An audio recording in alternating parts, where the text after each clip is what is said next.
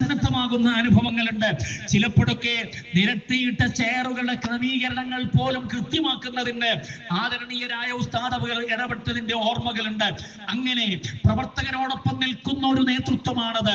ആ 2 നാളുകൾ, 1-ാം തീയതിയും 2-ാം തീയതിയും പാതിരാ സമയത്ത് നമ്മുടെ കാര്യങ്ങൾ അന്വേഷിക്കുന്നതിന് വേണ്ടി വേണമെങ്കിൽ വേഗം പോയി വിശ്രമിക്കാമെന്ന് വിചാരിക്കുന്നതിന് പകരം ഈ പ്രദേശത്ത് നടക്കുന്ന ഒരു സ്വീകരണ സമ്മേളനത്തിന്റെ ക്രമീകരണങ്ങൾ എങ്ങനെയെന്ന് കൃത്യമായി വിലയിരുത്താൻ വേണ്ടിയും അതിനു വേണ്ട ഉപദേശങ്ങൾ നൽകാൻ വേണ്ടിയും നമ്മളോടൊപ്പം പാതിരാ സമയത്ത് കടന്നു വരുന്നു എന്നുള്ളത് ഒരു നേതാവിന്റെ സൽഗുണമായിട്ടാണ് നമ്മൾ മനസ്സിലാക്കേണ്ടത്, ഒരു നല്ല ഗുണമായിട്ടാണ് മനസ്സിലാക്കേണ്ടത്.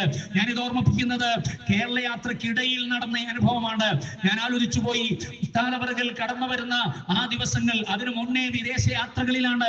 ഇന്ന് രാവിലെ ഇങ്ങനെ ഒരു സ്വീകരണം നൽകാൻ വേണ്ടി നാദാത്തുകാർക്ക് ആവശ്യമുണ്ട് എന്ന് പറഞ്ഞപ്പോ അങ്ങനെ ഒരു സ്വീകരണം ആവശ്യമില്ല, അതൊന്നും വേണ്ടാത്തതാണ് എന്ന് പറഞ്ഞപ്പോഴും നാട്ടുകാരുടെ ആവശ്യത്തെ നിങ്ങളൊന്ന് മാനിക്കണമെന്ന് നിർബന്ധിച്ചുകൊണ്ട് പറഞ്ഞപ്പോഴാണ് ഇതിന് സന്നദ്ധമായത്.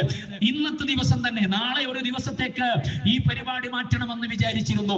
കാരണം തിരുവനന്തപുരത്ത് നിന്ന് പലരും തിരിച്ചെത്തിയിട്ടില്ല. ആ വരുന്ന വഴിയിലാണ്, ട്രെയിനിലും അല്ലാതെയും ഒക്കെ ആയിട്ടുള്ളത്.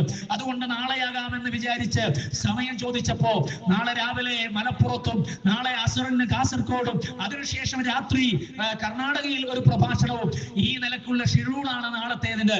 ഇന്നത്തെ ദിവസം തന്നെ മഗ്‌രിബിന് ശേഷം മറ്റൊരു പ്രഭാഷണം. ഉസ്താദ് അവരുടെ കാല് നോക്കിയപ്പോൾ നീര് വീർത്തിട്ടുണ്ട്. കാരണം നിരന്തരമായ യാത്രയാണ്.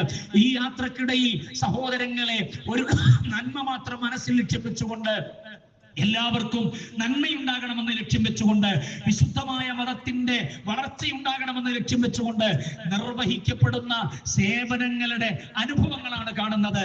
ഈ അനുഭവങ്ങൾ കാണുമ്പോൾ നമുക്ക് മുന്നിൽ നിൽക്കുന്ന ഈ പണ്ഡിത പ്രതിഭയെ, ഈ സേവനം ചെയ്യുന്ന മഹാപ്രതിഭയെ നമ്മൾ എങ്ങനെയാണ് സ്നേഹത്തോടെ സ്വീകരിക്കാതിരിക്കാൻ കഴിയുക? കേരളത്തിന്റെ